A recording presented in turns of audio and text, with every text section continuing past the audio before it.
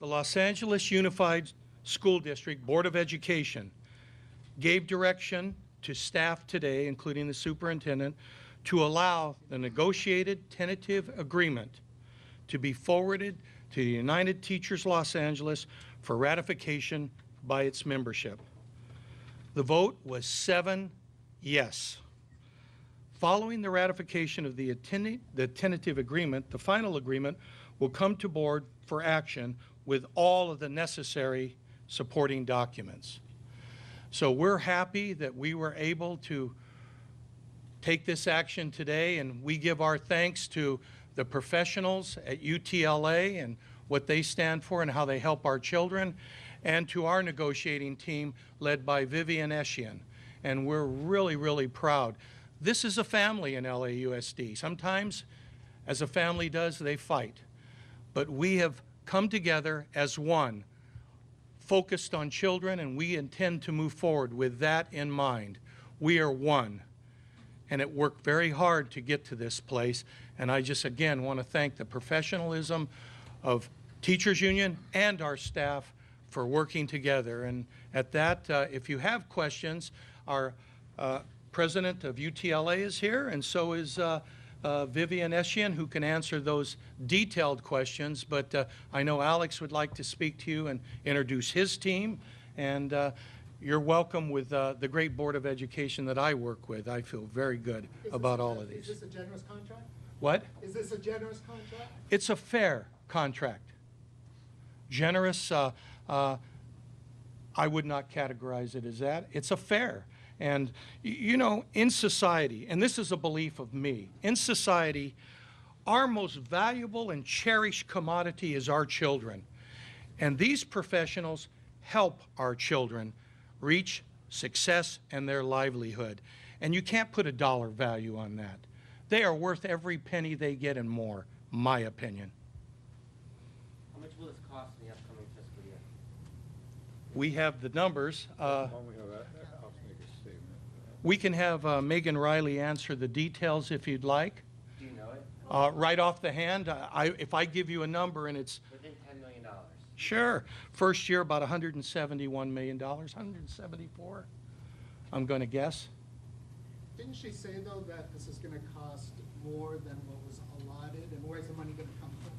Right. And in a district, having run one myself, and when you have to submit budgets to the state and the state only has a one-year budget, you plan ahead, you have contingencies, and the district is doing that. Well, the district just released something this afternoon.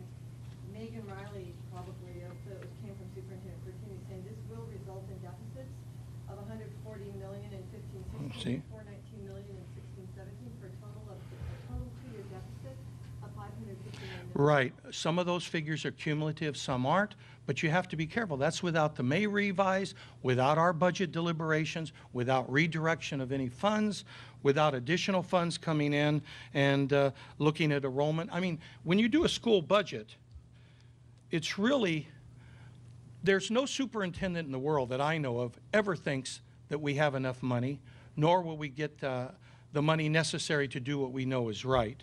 So when you talk about the future, I'm very optimistic, and I believe our superintendent and I believe our staff will ensure that we move forward with good sense and proper planning. How much of a bump do you expect from the May revise? Me personally, May revise, it's speculative. I think the state's going to have another $1.2 billion. We're about 11% of the state. Is the contract going to break the bank? No. If you're asking, my answer is no, or I wouldn't have voted for Where's it. the money going to come from? Well, I told you, and I'll tell you again. If you've ever done a school budget, school budgets are difficult. And school budgets rely on planning and rely on things in the outlander years.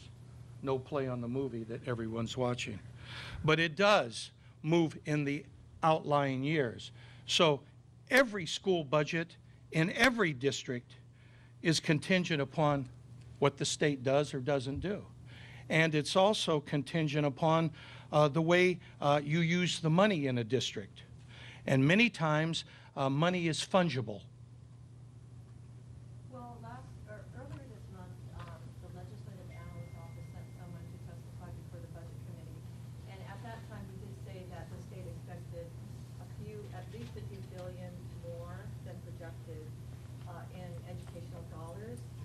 done any kind of estimates as to what percentage LAUSD might get from that extra money? I always use this in my brain, and it's a rough. And again, you got to be careful when you quote. We're about 11% of the state. So that's the way I usually calculate. And again, because if you've ever done a school budget and sat down to do it over a year, very, very complicated. And you have to plan ahead, you have to have contingencies, and we will have all of those. What I'd like to do is maybe let Alex say a few words, and Vivian, if they'd like to add in. Sure. Mhm. Thank you. Thank you, sir. All right. Good afternoon. My name's Alex Caputo Pearl. I'm the president of United Teachers Los Angeles, a parent of 2 LAUSD students in elementary school, and a teacher from South LA for 22 years. We are pleased to have an agreement.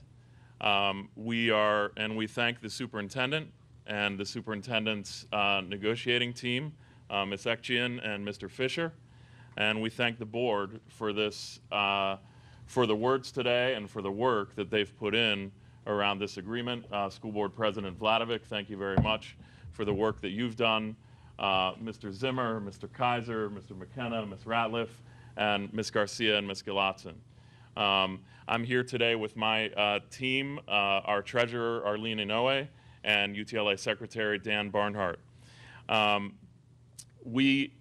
This contract agreement is good for students, it's good for educators, and it's good for communities. There are immediate concrete improvements that are involved with it, and there's also language that allows for more improvement over time for teaching conditions and learning conditions. It includes, as you know, a 10% ongoing increase, which is important for educators who have been without for so many years. It will also help us recruit and retain educators as we have a demographic shift among the teacher population. We have class size caps and averages that are very important for communities, for students, for parents. For the first time, we have a goal of around secondary counselor ratios as they relate to students. This is critical for students who are trying to have on the college track, who need support as they get on that college track. We have a process that will be engaged between the district and the union if the district is to feel that it has to raise class sizes. There will be a process engaged that we agreed on. There's more money going to class size reduction. There's more money going to secondary counseling. There will be a health task force that actually will explore. It will include LAUSD, it will include UTLA, it will include parents and community, and it will explore how we can expand social, emotional, and physical health supports for students. We have a process in place now to place displaced educators, educators who haven't had a home school, who we can now have back at school sites, helping to reduce class size and bring stability at schools. We have an article in the contract that has made clear that when there are issues of reassigned educators that may be being investigated for various things, that there are notification requirements, that there are timelines for those investigations. We're jointly creating a panel between LAUSD and UTLA, also again including parents, that will create a new teacher support development and evaluation system to be implemented in 2016-17 that'll bring together the best minds to do that. And we've got language that will help us expedite the grievance process to make sure that when there are problems at schools, there's a problem-solving effort, there's a collaborative effort to solve those at the school site. And we're happy that we're going to be reopening the contract around some of those critical issues, class size and evaluation next year, which we'll be working on jointly, and then the following year reopening around class size, salary, and other articles that the parties want to bring to the table. Overall, we think this is a fair agreement that brings us closer to the schools that LA students deserve. We're not completely there yet, but as much as possible in moving forward towards that vision of the schools that LA students deserve, we want to work in partnership with the district wherever possible. This agreement lays out plans to do that. And as we go out into our third school site visit blitz this year, We've done over 1,000 school site visits as a UTLA leadership this year as we initiate our third round of school visits. Our members are very excited about this agreement. They're very excited about the way that we have put forward a vision for the schools LA students deserve, and our members are looking forward to working with the district wherever possible to move that forward in the future. Thank you very much. Vivian, do you want to say anything? Vivian, would you like to say anything? I believe Dr. Vladovic, our board president, and the superintendent have spoken about the position of the district. Personally, I'm very grateful for the collaboration that has occurred within the last few months, in that we can bring a wonderful school environment conducive to students learning and adults working, and continue to work towards aspirational goals on these committees. Thank you. I'd like to let other board members make comments, and you're welcome to ask them questions. The Vice President, who is of the Board of Education, who was really involved in the negotiations, in constant contact with all parties, and working with the superintendent and with UTLA and their leadership. And I can't say enough about my colleague, Steve. Good afternoon. I want to first thank the negotiating teams. I want to thank UTLA's negotiating team for the hours and hours and hours that you put in to get us towards this partnership and agreement. I want to thank Ms. Estian. I want to thank you and your entire team together with the superintendent and our board team. This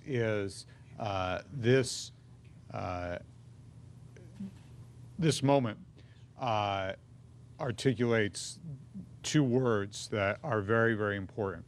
The first is agreement, and the second is compromise. And what being able to reach an agreement, being able to reach compromise has allowed us to do is allow us to come together and begin the process of healing in this district. We have suffered through years and years of budget deficits and cuts. Our labor partners, including our teachers, have sacrificed tremendously.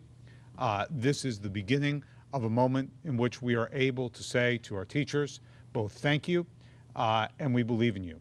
It is a moment at which we are able to say to the leadership of the union that we are ready to move forward in partnership, we are ready to move forward in collaboration.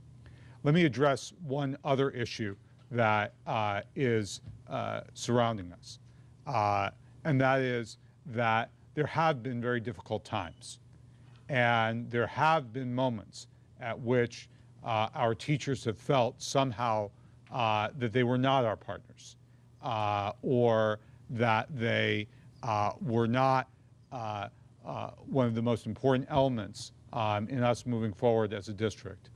This agreement and the way we have found a pathway to work together is designed very explicitly and directly to address that.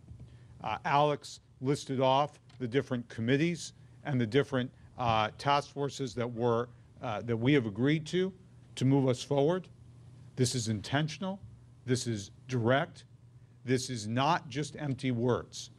We are going to work together to improve public education for every single student in this district. And I reiterate again, we are going to work together. Our teachers are among our greatest assets. They are certainly not our enemies.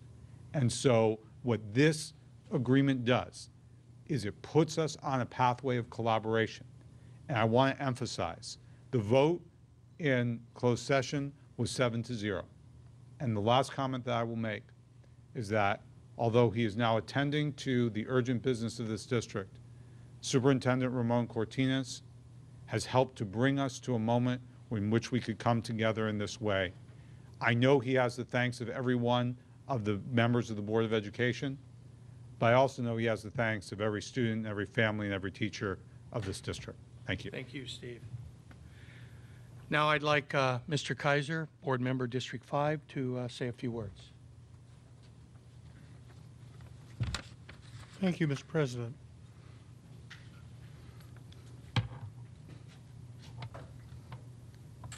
Steve said it so much more eloquently.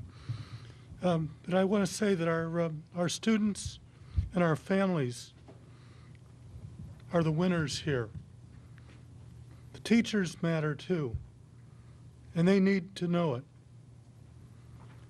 My profound thanks to those who have worked to bring unity and stability to the Los Angeles Unified School District.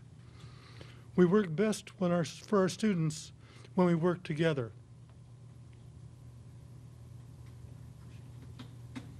One thing that this district needs to do as we go through the budget process is increase enrollment at the district.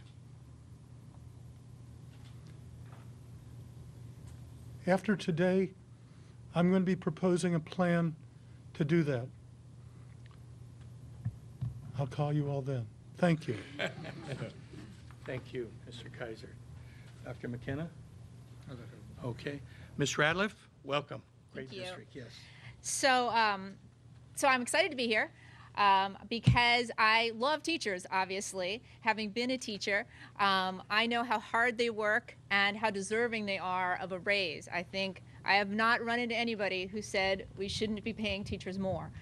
They are worth their weight in gold, and all of the work that they do after hours, on weekends, even during the summer, they're always thinking about their students. And when I was thinking about this tentative agreement, I was thinking about the teachers back at San Pedro, and I was thinking about how I'd walk the halls after school, and you'd see them there putting things up. And then during the holidays, you'd see them like wrapping presents for their students. And I just think they so deserve this. All our teachers do. And so I'm so excited to be able to support this. I think the questions about the budget are essential. I'm glad people are asking these questions. I think it's really important that we as a district show how we're going to pay these bills, how we're going to meet these needs. And my understanding is that we are going to be doing that. There's a certification required before this can go forward. And so I look forward to seeing that certification. I look forward to our 3-year budget, and I look forward to seeing exactly how we're going to meet our needs and the needs of our students and our employees and the community. So thank you so much. Can you address that question? I mean, where's the money going to come from? That's a great question. I think the money is going to come from, a big hope is it's going to come from the May revise. And then I think essentially we're going to have to come up with an alternative plan in case the May revise does not work out the way we'd like. And that will probably involve program cuts, layoffs, modifications, and things like that. So I think we should be frank with people and upfront with people about what our requirements are. And so we are required to do a certification, and then we're also required to make sure that when we submit our budget that there is an alternative budget that meets all kinds of legal muster.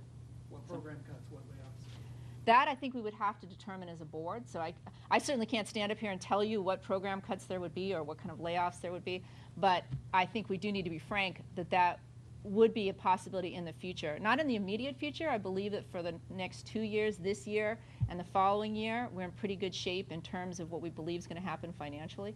I think it's going to be the out year where we're going to have the most difficulty, if we do have difficulty. So thank you so much. And that's where we're all working to push this state not to be 47th of the 50 states in funding for education. So we're going to push that. With Dr. McKenna, welcome. Thank you. This is my first experience as a school board member in the negotiation process. I think I've had every other position possible in public education as a teacher, all the way through superintendent in various districts. I can't thank UTLA enough. It was not as contentious as people would like to have believed it was. It was about children, it was about staff, it was about families, and the decisions that were made were the best we could make. I can't also thank enough Superintendent Cortines. We had to repair significant economic damage that had been done prior to him coming here, and decisions that had been made, albeit honest, I believe, trusting decisions that didn't turn out well. And so we're still trying to fix things that are costing us money to fix. But we will do this. And our strength is in our unity. Unity is strength. The question is, and the challenge is always, do we have the strength to remain unified? And if this team of UTLA members and our other labor partners, as well as this board, as it is currently constructed, can remain unified in our goals, I think we can overcome the what-ifs that you asked about, where's the money coming from? The money is always there. You remember now, we are subject to many other entities. The state of California is where we have to get, from where we get our money. But the deficit in this district was not created by this district. We are the victims of all sorts of things, from Wall Street to bankers to the economy, that we had nothing to do with. And every other district in the state of California and other places across this country, and people losing their homes and not able to pay property taxes, affects us because we are paid by taxpayers.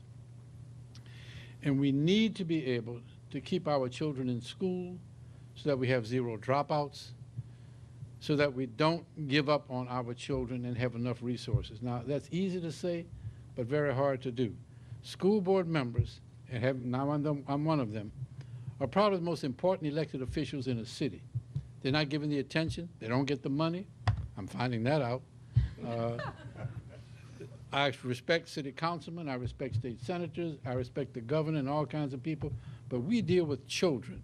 And nobody knows anything more important than children in this world. If you do, you need to tell me before I get confused. I've always believed that children were extremely important. And they have to come through us. Everybody who is already an elected official had to come through us. We all have something in common. Everybody in here had to come through us. And these folks who are our labor partners, and these board members who make decisions, and many of us have been school teachers, and not all of us that are here right now, we've been educators. Dick, Bennett, Monica, me, Steve. He had to go back in to start the meeting. That's why he disappeared on me. He left. Yeah, we've all been school teachers, and we know what it feels like. I was a local district superintendent a few years ago when we took furloughs, and I had to take furloughs. I didn't go home. I just worked without pay because I couldn't afford to go home. My desk kept piling up with paper. So, but my pay was cut, and I understood that. It wasn't easy. And my salary was a lot higher. So the people at the lower end who had to take furloughs, whose salary was not as much as mine, they suffered a lot, and I never forgot that. And so everything we can do to make them whole, and we still haven't really made them whole, so they have compromised, as Steve said, they've compromised because they understand they're being realistic, and we appreciate that because we can still be very contentious right now. And we do a lot of things to impress each other, but I think we impress each other most with our ability to be sober, to be professional, to be realistic, and to know that we had to solve this. Nobody else was going to solve this for us but us. And I think we've done it. And have we completely solved it? No, because next year we have another struggle. And it'll be like that every year. With 3-year budgets, we always have to go for the third year. We can fix it for 2, have to plan for the third one, and negotiate for the third one. And that's what this process is all about. So to Alex Caputo Pearl, I can't thank you enough. Your leadership was necessary at this point, along with Ray, along with Vivian, and all the other people who were part of these negotiations. I was not part of the negotiations, but I am in favor of this contract, and the process that we went through, I think, was admirable. Thank you all very much. Thank you, Dr. McKenna. With that, we're going to run back into the committee of the whole. Can I ask a quick question? Certainly. Can you just address a little bit about the negotiation process? You actually went to impasse because you couldn't come to agreement. What ultimately was the toughest thing to negotiate, to get compromise on? And was it the presence of the mediator that brought the two sides to compromise? Well, I think Alex and Vivian can answer that. From looking outside, I think it's always good to talk. And I don't think we were talking at the degree we should have. And I think the entire process worked just like it should. Because you had committed people, and these aren't just words. You had a union who wanted to see this district succeed. You had a superintendent who wants to make things happen, but do it in a very conscientious way and to do what's right for kids. So the animus that used to exist did not, because these are professionals who have a vision in mind and want to get us there. And get us there meaning that it's going to benefit children. This isn't a giveaway of anything. We believe this is in the best interest of the children of this district.